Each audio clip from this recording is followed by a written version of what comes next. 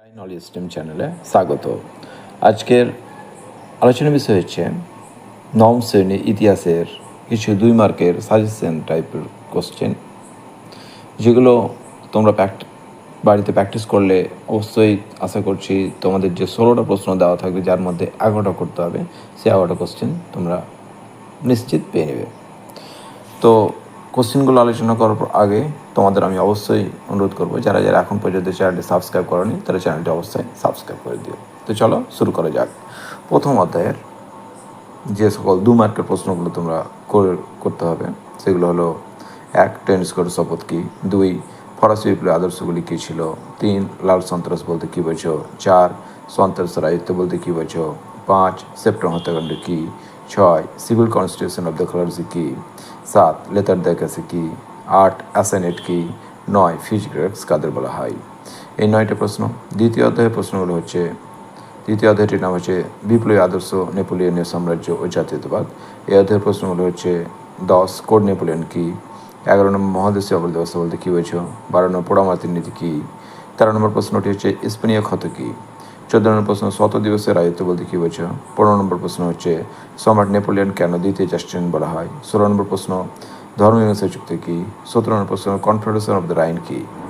এগুলো ছিল দ্বিতীয় অধ্যায়ের। তৃতীয় অধ্যায়ের যে অধ্যায়টার নাম হচ্ছে 19 শতকের ইউরোপের রাজতান্ত্রিক ও জাতীয় ভাবধারার সংঘাত। 18 নম্বর প্রশ্নটি হচ্ছে মেটানিক তন্ত্র বলতে কী বোঝো? 19 নম্বর প্রশ্নটি হচ্ছে কার্লসবার্গ ডিগ্রি কী? 20 নম্বর প্রশ্ন জুলাই রাজতন্ত্র বলতে কী বোঝো? 21 নম্বর প্রশ্ন জেলভারাইন কী? 22 নম্বর প্রশ্ন বিসমার্কের রক্ত অলহনীতি বলতে কী বোঝো? 23 নম্বর প্রশ্ন কাকে কেন মুক্তিযুদ্ধে যার বলা হয়? 24 নম্বর প্রশ্ন এমস টেলিগ্রাফ কী? 25 নম্বর প্রশ্ন উষ্ণ জলনীতি কী? এগুলো ছিল তৃতীয় অধ্যায়। চতুর্থ অধ্যায়টির নাম হচ্ছে শিল্প বিপ্লব, উপনিবেশবাদ ও সাম্রাজ্যবাদ। 26 নম্বর প্রশ্ন শিল্প বিপ্লব বলতে কী বোঝো? 27 নম্বর প্রশ্ন ফ্যাক্টরি প্রথা কী? 28 নম্বর প্রশ্ন আফ্রিকাকে কেন অন্ধকারাচ্ছন্ন মহাদেশ বলা হয়? 29 নম্বর প্রশ্ন প্রথম বিশ্বযুদ্ধে প্রত্যয়ের কারণ কী? অথবা প্রশ্নটা এভাবে আসতে সেরেজেভ হত্যাকাণ্ড কী? 30 নম্বর প্রশ্ন কবে কাদের মধ্যে ত্রিশক্তি আঁতাত গড়ে ওঠে? 31 নম্বর প্রশ্ন উন্মুক্ত দ্বার নীতি কী? 32 নম্বর প্রশ্ন ঘেটো কী? এগুলি ছিল চতুর্থ অধ্যায়ের। পঞ্চম অধ্যায়ের প্রশ্নগুলো হচ্ছে, পঞ্চম অধ্যায়ের নাম হচ্ছে 20 শতকে ইউরোপ। এই অধ্যায়ের প্রশ্নগুলো হচ্ছে 33 নম্বর প্রশ্ন কবে কাদের মধ্যে ত্রিশক্তি চুক্তি স্বাক্ষরিত হয়? 34 নম্বর প্রশ্ন রক্তাক্ত রবিবার বলতে কী বোঝো? 35 নম্বর প্রশ্ন এপ্রিল থিসিস কী?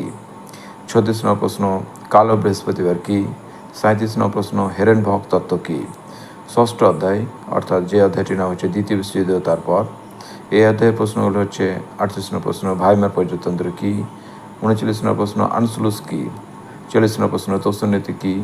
41 নম্বর প্রশ্ন অপারেশন বারবোসা কী? 42 নম্বর প্রশ্ন ক্যাশ অ্যান্ড ক্যারি নীতি কী? 43 নম্বর প্রশ্ন পার্ল হারবারের ঘটনা কী? 44 নম্বর প্রশ্ন ঠান্ডা যুদ্ধে লড়াই বলতে কী বোঝো? 45 নম্বর প্রশ্ন আন্তর্জাতিকতাবাদ বলতে কী বোঝো? সপ্তম অধ্যায়, যেটাকে জাতিসংঘ ও সমৃদ্ধি জাতিপুঞ্জ, প্রশ্নটি হচ্ছে 46 নম্বর কবে কাদের মধ্যে আটলান্টিক চুক্তি স্বাক্ষরিত হয়? 47 নম্বর কবে কোথায় জাতিসংঘ প্রতিষ্ঠিত হয়? 48 নম্বর প্রশ্ন হু এর সম্পূর্ণ শব্দ কী? 49 নম্বর আটলান্টিক চার্টার কী? 50 নম্বর ভেটো বলতে কী বোঝো? এই ছিল তোমাদের সাজেশন।